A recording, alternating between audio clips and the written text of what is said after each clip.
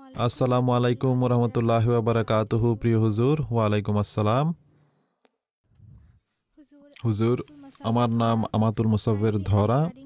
এখন আমি ফিজিক্স বিষয়ে বিএসসি করছি। হুজুর, আমার প্রশ্ন হলো, অনেক সময় যেই বিষয় আমরা পড়াশোনার জন্য নির্ধারণ করি সেটি আমাদেরকে সাকসেসফুল ক্যারিয়ার গঠনে সাহায্য করে, কিন্তু জামাতের জন্য সেটি খুব একটা উপকারী হয় না। এই অবস্থায় আমরা কি করতে পারি? আপনি পড়াশোনা করছেন? জি হুজুর।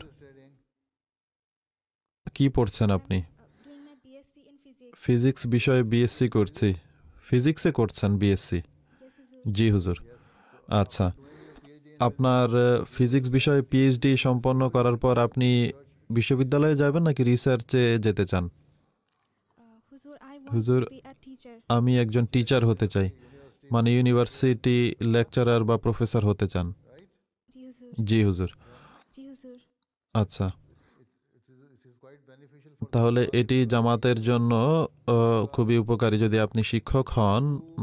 আর আপনি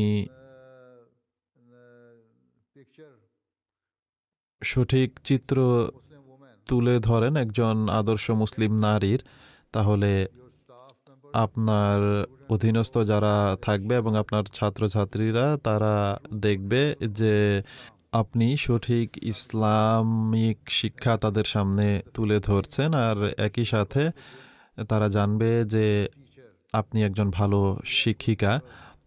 আপনার উন্নত নৈতিক চরিত্র রয়েছে, আপনার ধর্মীয় জ্ঞান রয়েছে, আর আপনি আপনার নামাজ সময় মতো পড়েন। আর এভাবে এটি তবলিগের ক্ষেত্র বা দ্বার আপনার জন্য উন্মুক্ত করবে, আর আহমদিয়াতের তবলিগের সুযোগ আপনি পাবেন। তো যে কোনো সাবজেক্টই জামাতের জন্য উপকারী। আপনি এটি মনে করবেন না যে ফিজিক্স এমন একটি বিষয় যেটি জামাতের জন্য উপকারী নয়। আসলে এটি সেই ব্যক্তি হয়ে থাকে যে সেই বিষয়টিকে উপকারী করবে কি করবে না। ঠিক আছে? তাই আপনি যদি পিএইচডি করেন তাহলে এটি বেশ ভালো সাবজেক্ট। আপনার স্টাডি বা পড়াশোনা শেষ করে আপনি কি এখন কাজও করছেন পড়াশোনার পাশাপাশি? জি না হুজুর, আমি শুধু স্টাডি করছি। আচ্ছা, আপনি এমএসসি করবেন আর এরপর পিএইচডি করবেন? ইনশাআল্লাহ হুজুর। আপনি কি পিএইচডি করছেন না এমএসসি করছেন এখন? বিএসসি করছি হুজুর। বিএসসি। আচ্ছা, ব্যাচেলর করছেন আপনি, ঠিক আছে। আপনার ব্যাচেলর করার পর আপনি এমএসসি করবেন, আর এরপর যদি সম্ভব হয় তাহলে পিএইচডি করবেন। কিন্তু যেটি স্মরণ রাখবেন সেটা হলো, আমি যেভাবে সবসময় বলি যে আপনি যদি এর মাঝে আপনার জন্য ভালো সম্বন্ধ বা বিয়ের প্রস্তাব পান তাহলে আপনার প্রথম প্রায়োরিটি সেটি হওয়া উচিত যে আপনি বিয়ে করে নেবেন এবং নিজের সংসার এবং সন্তানদের সামলাবেন, ঠিক আছে?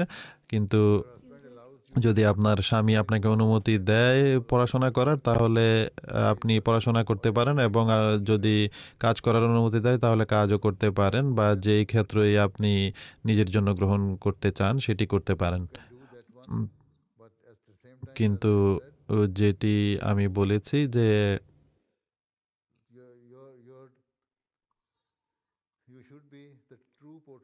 আপনাকে ইসলামী শিক্ষার আদর্শ উপস্থাপন করতে হবে, আর একজন আদর্শ আহমদী নারী বা মেয়ের যে গুণ বা বৈশিষ্ট্য সেটি ধারণ করতে হবে, ঠিক আছে? জি হুজুর। জাযাকাল্লাহ। আসসালামু আলাইকুম।